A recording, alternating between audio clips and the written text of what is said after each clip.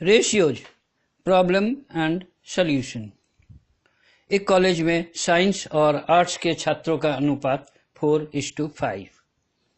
कुल छात्र संख्या 1440। अगर 36 आर्ट्स स्टूडेंट्स एडमिशन लेते हैं तो कितने साइंस स्टूडेंट को एडमिशन लेने होंगे ताकि साइंस और आर्ट्स स्टूडेंट के संख्या के अनुपात 2:3 हो। समाधान।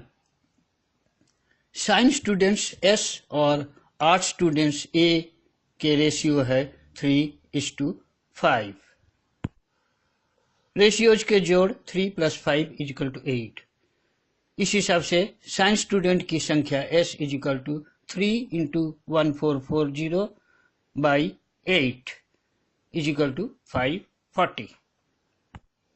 आर्ट्स स्टूडेंट की संख्या A = 5 × 1440 by 8 = 900। क्योंकि साइंस और आर्ट्स स्टूडेंट के छात्रों की संख्या का रेशियो है 3:5। अब मान लो Y साइंस स्टूडेंट को एडमिशन लेने की जरूरत है, जो कि प्रश्न है। इस प्रॉब्लम का प्रश्न है कि कितने साइंस स्टूडेंट के एडमिशन लेने की जरूरत है। तो हम सोचे कि Y साइंस स्टूडेंट का एडमिशन लेने की जरूरत है। अब Y का वैल्यू हमें निकालना है। अब साइंस स्टूडेंट की संख्या होगी 540 + Y, क्योंकि पहले साइंस स्टूडेंट थे 540। Y और नए एडमिशन लेंगे तो एडमिशन के बाद टोटल संख्या होगी 540 + Y।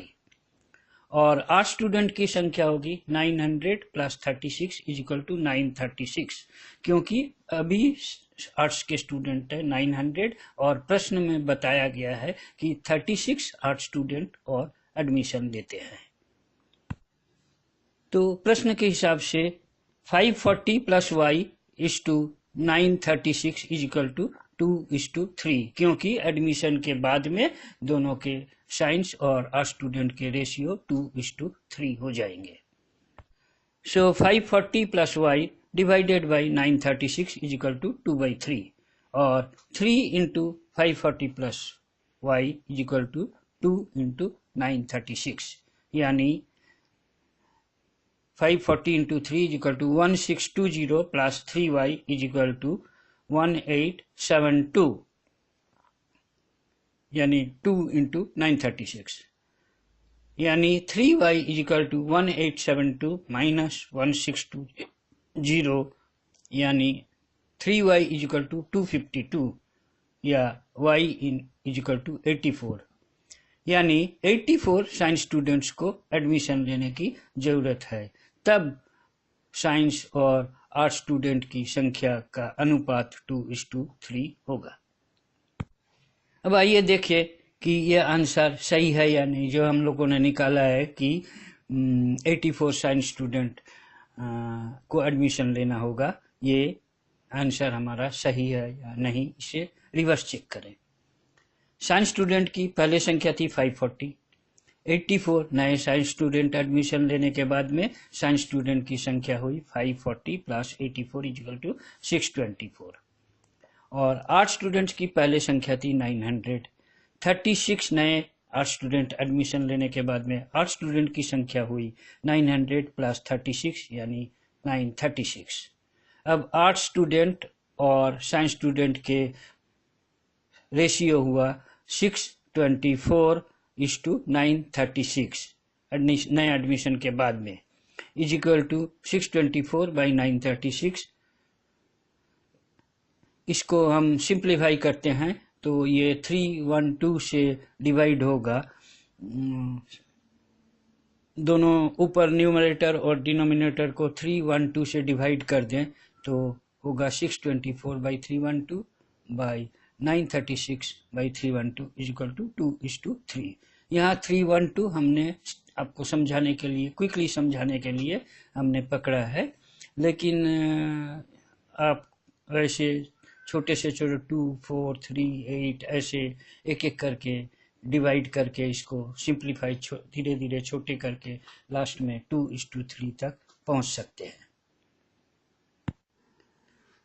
दो औरत के मासिक आय के रेशियो है 4:5 और उनके मासिक खर्च का रेशियो है 7:9। अगर दोनों ही हर महीने 150 रुपये सेव करते हैं तो उनकी मासिक आय कितनी होगी? समाधान: दो औरत के मासिक आय के रेशियो है 4:5। हम सोचे कि एक की मासिक आय 4Y है तो दूसरे की मासिक आय 5Y होगी, क्योंकि दोनों के रेशियो है 4:5। तो पहली औरत हर महीना 4Y माइनस 150 रुपीज खर्च करती है, क्योंकि उसकी मासिक आय है 4Y और वो 150 रुपीज सेव करती है। तो खर्च कितना हुआ? जितना आय है और जितना सेव उस माइनस जितना सेव करती है, मतलब 4Y माइनस 150। तो 4Y माइनस 150 वो खर्च करती है पहली औरत। और दूसरी औरत हर महीने में 5Y माइनस 150 खर्च करती है, क्योंकि उसकी मासिक आय 5Y है और वो भी 150 रुपीज सेव करती है। तो खर्च करती है जितना आय है माइनस जितना सेव हुआ वो खर्च करती है, यानी 5Y माइनस 150 रुपीज वो खर्च करती है। अब प्रश्न के अनुसार उनके खर्च का रेशियो है 7:9। इसका मतलब 4Y माइनस 150 जो कि पहली औरत की खर्च है और डिवाइडेड बाई 5Y माइनस 150 जो कि दूसरी औरत के खर्च है, ये दोनों का रेशियो है 7:9। तो इसे सॉल्व करें तो क्रॉस मल्टीप्लाई करके 9 into 4Y minus 150 is equal to 7 into 5Y minus 150 और 36Y minus 1350 is equal to 35Y minus 1050 और 36Y minus 35Y is equal to 1350 minus 1050 यानी Y is equal to 300। इसलिए पहले औरत की मासिक आय है 4Y यानी 4 इंटू 300 is equal to 1200 और दूसरी औरत की मासिक आय है 5 इंटू 300 इज इक्वल टू 1500। आइए देखें यह आंसर सही है या नहीं। इसे रिवर्स चेक करके देखें। एक औरत की मासिक आय है 1200, वो हर महीने 1200 माइनस 150 यानी 1050 खर्च करती है, क्योंकि 150 रुपीज वो सेव करती है, तो बाकी खर्चा हुआ 1050। दूसरी औरत की मासिक आय है 1500, वो हर महीने 1500 माइनस 150 यानी 1350 खर्च करती है, क्योंकि 150 वो सेव करती है। अब उनके मासिक खर्च का रेशियो है 1050 इस टू 1350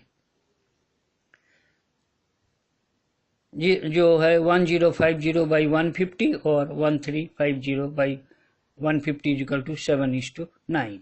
ये प्रूव हो गया।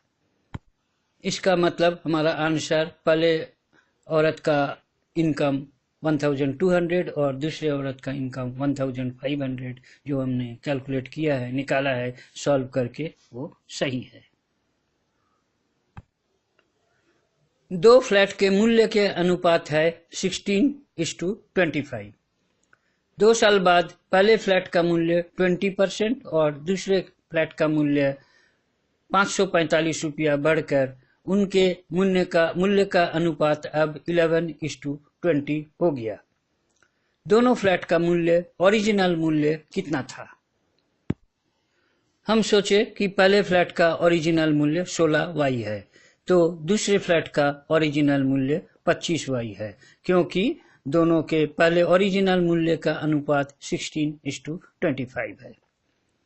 अब 2 साल बाद फ्लैट का मूल्य 16Y प्लस 20% ऑफ 16Y यानी 16Y plus 3.2Y is equal to 19.2Y होगा, क्योंकि 20% ओरिजिनल प्राइस के 20% इंक्रीज हुआ है 2 साल में, तो 2 साल बाद उसका वैल्यू 19.2Y होगा। और दूसरे फ्लैट का मूल्य 25y प्लस 545 होगा, क्योंकि 2 साल में कुल उसमें 545 रुपया बढ़ा है, मूल्य बढ़ा है। अब प्रश्न के अनुसार 19.2y by 25y plus 545 is equal to 11/20, क्योंकि 2 साल बाद मूल्य बढ़ने के बाद में उनका प्राइस का रेशियो, वैल्यू का रेशियो 11:20 हो गया प्रश्न के अनुसार। तो क्रॉस मल्टीप्लाई करें तो 19.2y into 20 is equal to 25y plus 545 into 11, और 384y is equal to 275y plus 5995, और 109y, ये 275 को लेफ्ट में लाइए, 109y इज इक्वल टू 5995 और y इज इक्वल टू 55। तो इसलिए पहले फ्लैट का ओरिजिनल मूल्य है 16y, यानी 16 इंटू 55 इज इक्वल टू 880, और दूसरे फ्लैट का मूल्य है 25y इज इक्वल टू 1375। आइए देखें यह आंसर सही है या नहीं। पहले फ्लैट का ओरिजिनल मूल्य है 880 और दूसरे फ्लैट का मूल्य है 1375, जो कि हम सॉल्व करके निकाले हैं। अब हमको देखना है कि ये सॉल्व करके जो हम आंसर निकाले हैं वो सही है या नहीं। अब इस वैल्यू को अस्यूम करके चले, 2 साल बाद पहले फ्लैट का मूल्य होगा 880 प्लस 20% ऑफ 880, क्योंकि 20% का इंक्रीज हुआ है ओरिजिनल प्राइस से, is equal to 880 plus 176 is equal to 1056, और दूसरे फ्लैट का मूल्य हुआ है 1375 प्लस 545, क्योंकि 545 रुपीज 2 साल में मूल्य इंक्रीज हुआ है, इज इक्वल टू 1920। अब पहले फ्लैट का मूल्य और दूसरा फ्लैट का मूल्य बढ़ने के बाद 2 साल बाद में इन दोनों का रेशियो होगा 1056 is to 1920 is equal to 11:20। दोनों को न्यूमरेटर और डिनोमिनेटर को आप 96 से डिवाइड करने से ये वैल्यू मिलेगा। ये सुविधा के लिए मैं 96 से डिवाइड दिखाया हूँ, ताकि सीधे सीधे आपको रिड्यूस्ड वैल्यू मिल जाए, लेकिन आप पहले छोटे छोटे वैल्यू से डिवाइड करके 2, 8 ऐसे करके अल्टीमेटली 11:20 आपको मिलेंगे।